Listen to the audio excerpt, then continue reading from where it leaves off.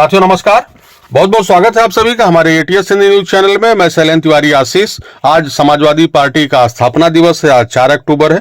आइए समाजवादी पार्टी के संघर्ष के सफर पर चर्चा करते हैं। समाजवादी पार्टी उत्तर प्रदेश का मुख्य विपक्षी दल है। समाजवादी पार्टी के इस समय लोकसभा में 37 सांसद हैं, राज्यसभा में 8 सांसद हैं। उत्तर प्रदेश में कुल 107 विधायक हैं, एक विधायक महाराष्ट्र में है, यानी देश भर में समाजवादी पार्टी के कुल 108 विधायक हैं। 4 अक्टूबर 1992 को सपा की स्थापना हुई थी। उत्तर प्रदेश के पूर्व मुख्यमंत्री, भारत के पूर्व रक्षा मंत्री मुलायम सिंह यादव जी ने इस संगठन की स्थापना की। अपने कुछ विशिष्ट साथियों के साथ उन्होंने इस पार्टी का, समाजवादी पार्टी का स्थापना किया था। सफाई इटावा में एक किसान परिवार में जन्मे स्वर्गीय मुलायम सिंह जी को उनके पिता पहलवान बनाना चाहते थे, लेकिन नियति को कुछ और मंजूर था। स्वर्गीय मुलायम सिंह यादव एक प्रवक्ता के रूप में नौकरी कर रहे थे, शिक्षक के रूप में काम कर रहे थे। बाद में राजनीति में आने के बाद उन्होंने नौकरी से त्यागपत्र दे दिया। सपा ने अपने स्थापना दिवस 4 अक्टूबर 1992 से अपने संघर्ष का जो सफर शुरू किया वो आज भी जारी है। शुरू में गठबंधन के सहारे सत्ता में भी सपा रही। मुलायम सिंह यादव मुख्यमंत्री बने, केंद्र सरकार में भी मंत्री बने। जब एच.डी. देवगौड़ा और आई.के. गुजराल भारत के प्रधानमंत्री थे, उस काल में मुलायम सिंह यादव देश के रक्षा मंत्री थे। सांसदों की संख्या के हिसाब से इस समय समाजवादी पार्टी देश की तीसरी सबसे बड़ी पार्टी है। स्वतंत्रता संग्राम सेनानी, समाजवादी जनसेवक श्री राम मनोहर लोहिया समाजवादी पार्टी के आदर्श हैं, प्रकाश पुंज हैं। इस समय सपा के राष्ट्रीय अध्यक्ष अखिलेश यादव हैं। पार्टी के महासचिव रामगोपाल यादव, शिवपाल यादव, इंद्रजीत सरोज, लालजी वर्मा, अवधेश प्रसाद जो अभी हाल ही में अयोध्या से निर्वाचित हुए हैं। इनके अलावा रामाचल राजभर, बलराम सिंह यादव, विशंबर प्रसाद निषाद, रामजी लाल सुमन, हरेंद्र सिंह मलिक, ये लोग पार्टी के महासचिव हैं। रामजी लाल सुमन अभी करनी सेना पर विवादित बयानों के चलते चर्चा में रहे हैं। अपने 33 साल के लंबे सफर में सपा में बहुत उतार चढ़ाव हुए। आइए सपा का साल दर साल का प्रदर्शन और प्रमुख घटनाओं पर एक नजर डालते हैं। 1992 में समाजवादी पार्टी की स्थापना हुई। इससे पहले मुलायम सिंह जी जनता दल के नेता थे। 1993 में चुनाव में सपा सुप्रीमो मुलायम सिंह यादव और बसपा सुप्रीमो कांसीराम ने गठबंधन कर चुनाव लड़ा। तब उत्तराखंड भी उत्तर प्रदेश का हिस्सा हुआ करता था। चुनाव में नारा था कि मिले मुलायम कांसीराम, हवा में उड़ गए जय श्री राम। चुनाव में गठबंधन की विजय हुई। मुलायम सिंह यादव ने दूसरी बार मुख्यमंत्री पद की शपथ ली। 1994 में लखनऊ में सपा ने दूसरा राष्ट्रीय सम्मेलन किया।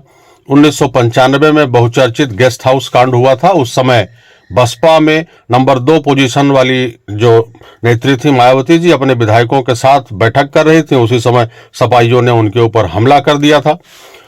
1996 में तीसरे मोर्चे की सरकार में सपा शामिल हुई और सपा सुप्रीमो मुलायम सिंह यादव देश के रक्षा मंत्री बने। वर्ष 1996 में सपा ने बेगम हजरत महल पार्क में अपना तीसरा राष्ट्रीय सम्मेलन भी आयोजित किया।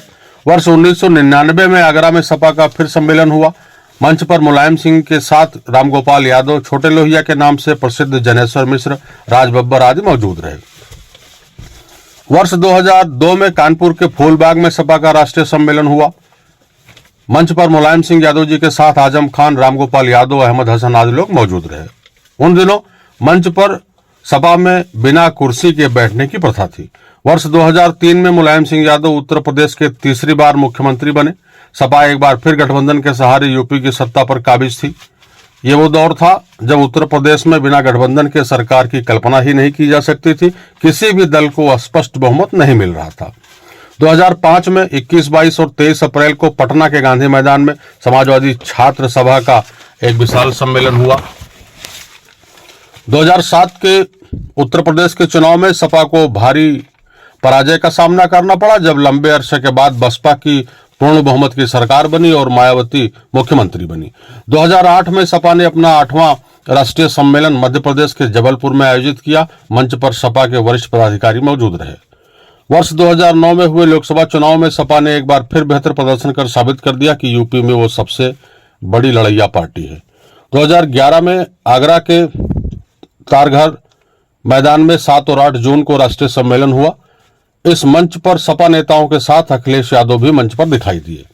2012 के चुनाव में अखिलेश यादव ने महत्वपूर्ण भूमिका निभाई। उन्होंने बसपा सरकार में हुए भ्रष्टाचार, पत्थरों की मूर्तियां आदि का मुद्दा उठाकर यात्राएं निकाली और सपा की पूर्ण बहुमत की सरकार बना डाली। 2014 में जनेश्वर मिश्र पार्क में सपा का 9वां राष्ट्रीय सम्मेलन हुआ। मंच पर राष्ट्रीय अध्यक्ष मुलायम सिंह यादव, मुख्यमंत्री अखिलेश यादव, माता प्रसाद पांडे, आजम खान, जनता दल यूनाइटेड के नेता शरद यादव भी मौजूद रहे। 2014 में देश में मोदी की लहर आई। इसके चलते लोकसभा चुनाव में सपा को केवल 5 सीटें मिली। बसपा का खाता भी नहीं खुला, लेकिन यहीं से सपा में अंदरूनी कलह भी शुरू हो गई। 2017 में पार्टी विधानसभा चुनाव में भारतीय जनता पार्टी से बुरी तरीके से हार गई और अखिलेश यादव को सपा का राष्ट्रीय अध्यक्ष बनाया गया। 2019 में सपा और बसपा ने एक बार फिर 1993 वाला दांव चला। सपा बसपा ने एक बार फिर गठबंधन किया, जिसमें सपा ने 37 और बसपा ने 38 और राष्ट्रीय लोक दल ने 3 सीटों पर चुनाव लड़ा। रायबरेली और अमेठी की सीट आम सहमति से कांग्रेस के लिए छोड़ दी गई, लेकिन यह गठबंधन जनता को पसंद नहीं आया। भाजपा ने 78 सीटों पर चुनाव लड़कर 62 सीटें जीती। सपा को केवल 5 सीटें मिली। बसपा का जरूर फायदा हो गया, जो 0 से 10 सीट पर पहुंच गई। यहां सबसे महत्वपूर्ण बात यह रही कि राहुल गांधी भी अमेठी सीट पर स्मृति ईरानी से चुनाव हार गए। 2022 के विधानसभा चुनाव में एक बार फिर सपा को विजयश्री नहीं मिली। हां, सपा के लिए संतोषजनक बात यह रही कि 2017 के मुकाबले इस बार कुछ सीटों में इजाफा हुआ। 2024 के लोकसभा चुनाव में सपा ने एक बार फिर बहुत बेहतर प्रदर्शन किया। 5 सीटों से इस बार सपा सीधे 37 सीटों पर आ गई। देश की राजनीति पर इसका यह असर हुआ कि भाजपा को केंद्र सरकार चलाने के लिए सहयोगी दलों पर निर्भर होना पड़ा। सपा ने 37 सीट जीतकर भाजपा को बैकफुट पर ला दिया। सबसे बड़ा उलटफेर रहा कि सपा ने अयोध्या की सीट जीत लिया। सपा आमतौर पर एकजुट दिखती है, लेकिन कई ऐसे मौके आए जब अंदरूनी कलह और गुटबाजी भी खुलकर सामने आई। 2009 में कल्याण सिंह जब भाजपा से नाराज होकर सपा में आए, उस समय आजम खान सपा से बुरी तरह से नाराज हो गए, जो मीडिया के जरिए लोगों तक पहुंची बात। हालांकि आजम खान की नाराजगी की एक और वजह सपा में अमर सिंह की बढ़ती दखलंदाजी भी थी। शिवपाल यादव भी एक बार सपा से नाराज होकर अलग पार्टी बना लिए। नाराजगी हालांकि मुलायम सिंह यादव से नहीं थी, अखिलेश यादव से थी, जो बाद में सुलह समझौता से समाप्त हो गई।